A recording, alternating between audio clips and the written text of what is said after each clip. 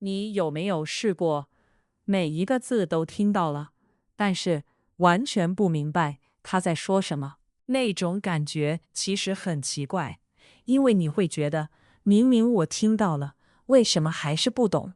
而且更烦的是，你甚至会开始怀疑自己，是不是我不够聪明？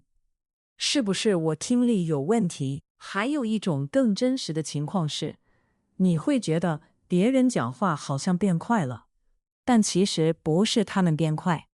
哎，对，就是那种听得很清楚，但脑子是空的感觉。然后下一秒，别人已经讲下一句了，你还停在上一句。有时候甚至会想，我是不是漏掉了一个很重要的词？然后越想补回来，就越听不懂后面。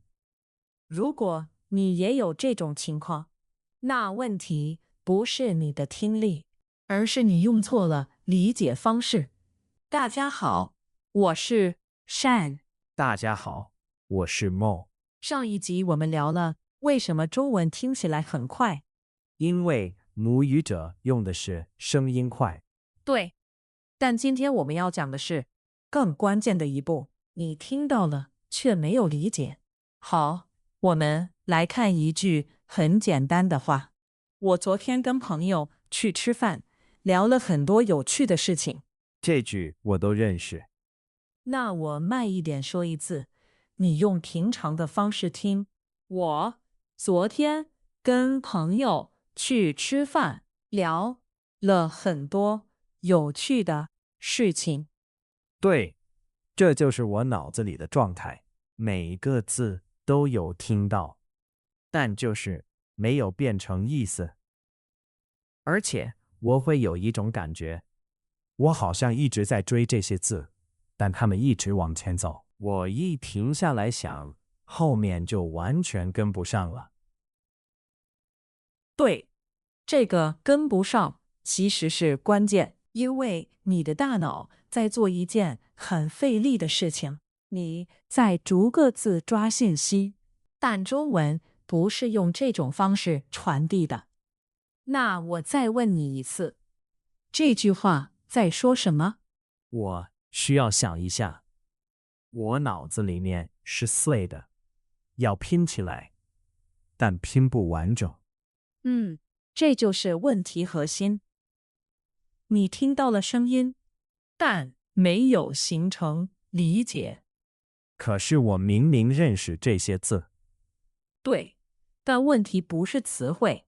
其实呢，问题在于你用的是读的方式在听。读的方式。对，你想一下，读书的时候，你可以停，可以回看，可以慢慢分析。但听的时候，现实对话不会等你。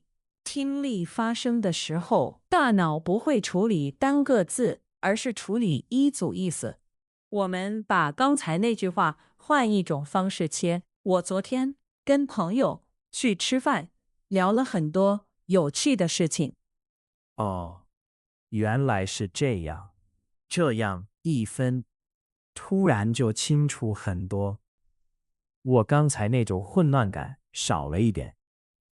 对，这些叫做意思块 （meaning blocks）。如果你逐字听，会变成这样：我昨天跟朋友去吃饭。问题是，这样你脑子会断掉，因为你在做翻译，不是理解，而且你会一直停下来检查每一个小词。中文真正的结构其实是这样：我昨天代表时间，跟朋友代表对象，去吃饭代表动作。哦，这样就像是一个画面。我脑子里面真的出现画面了，不再是字，是场景。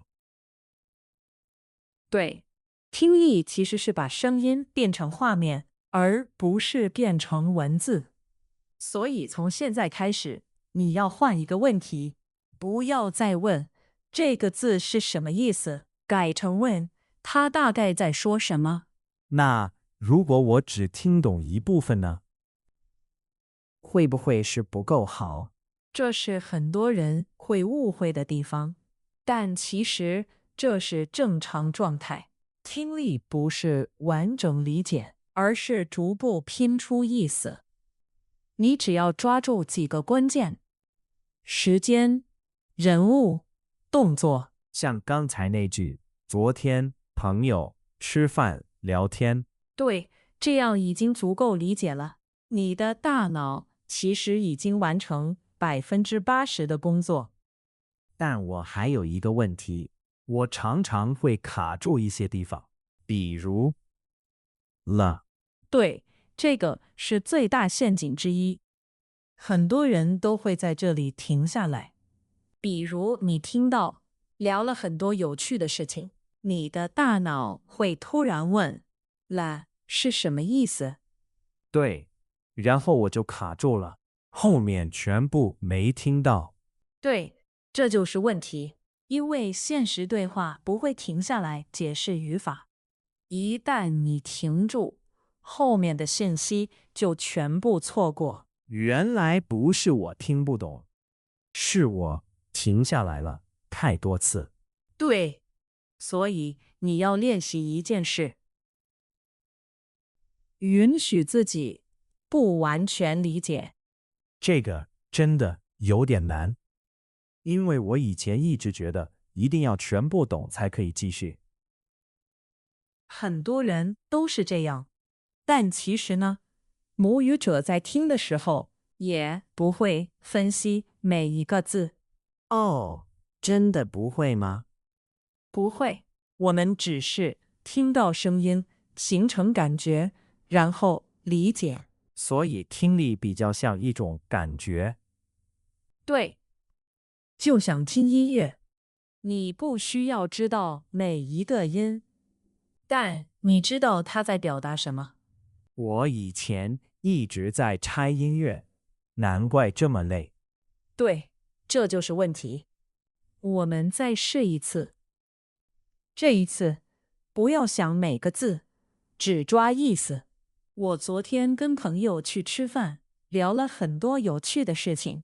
我听到的是，昨天朋友吃饭聊天，然后脑子里面有画面。这一次没有卡住，而且比较顺了。这样就对了。听力不是要你完全准确，而是让意思出现。这个感觉真的轻松很多，好像不用一直用力抓每个字。对，这就是关键。好，我们来总结一下今天的核心。听力的问题通常不是你听不到，而是你在用字理解。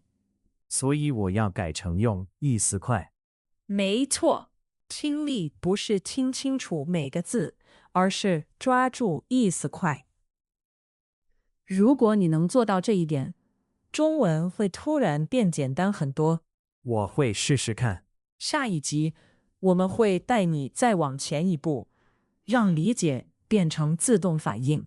听起来很期待呢。